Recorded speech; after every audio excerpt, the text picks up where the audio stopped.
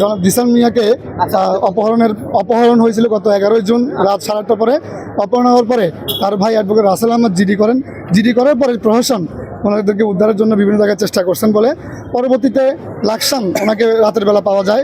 পাওয়ার পরে যখন ওনাকে হসপিটালে নেওয়া হয়, নেওয়ার পরে ওনার বিরুদ্ধে যখন জেলা প্রশাসন থেকে ওই ব্রিফিং দিল যে ওনার বিরুদ্ধে কি একজন মহিলা ওনার বিরুদ্ধে ধর্ষণের অভিযোগ করেছেন।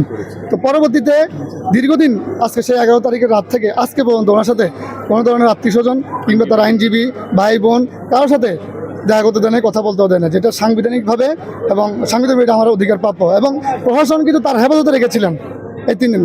আজকে যখন ওনাকে কুমিল্লা মেডিকেল কলেজ হসপিটাল থেকে বিগত 2 ঘন্টা 2.5 ঘন্টা আগে আদালতে আনা হয়, আদালতে আনার পরে আমরা লক্ষ্য করেছি যে ওনাকে কারোর সাথে দেখা করতে কিংবা কথা বলতে দেওয়া হয়নি এবং সেখানে উনি আছে কিনা এটাও নিশ্চিত করে প্রশাসন আমাদেরকে বলে নেই। সাংবাদিকরাও বলেছে কিন্তু প্রশ্ন জবাব দেয়নি এবং পুলিশ অনেক লুকোচুরি করেছে। পরবর্তীতে আমি সাংবাদিকদেরকে বলেছি যে কোনো ধরনের যে পুলিশ প্রশাসন কিংবা কেউ তাকে নিয়ে কোনো ধরনের ম্যাজিস্ট্রেটের খাস কামরায় গিয়ে কোনো ধরনের এই ধরনের কাজ করার জন্য আশঙ্কা হতে পারে। কিন্তু আমরা সেখানে জনাব যে ম্যাজিস্ট্রেট ছিলেন আমাদের দায়িত্বে স্যারের কাছে আমরা গিয়েছি, গিয়ে আমরা আশ্বস্ত হয়েছি যে না, ওনার কাছে কোনো ধরনের আসামি প্রডিউস করা হয়নি। পরে স্যারের হস্তক্ষেপেই পরবর্তীতে আসামিকে ওপেন আদালতে প্রডিউস করা হয়। প্রডিউস করার পর শুনানি হয়। শুনানি করার পরে ওনাকে গ্রেপ্তার দেখিয়ে কুমিল্লা জেলা হাজতে প্রেরণ করেন। না, পুলিশ কোনো ধরনের রিমান্ড প্রেয়ার কিংবা অন্য কোনো দরখাস্ত ওনারা দেয় না।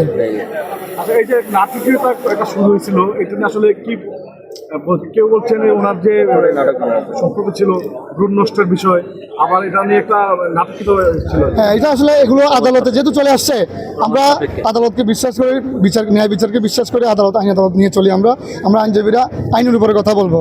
এখানে যে মামলা করেছেন এই মামলা আদৌ সত্য কিনা আমরা মনে করি আমাদের যে জিসান শেখের গুম করা হয়েছে সেটা আমরা আদালতের মাধ্যমে প্রমাণ করবো ইনশাল্লাহ।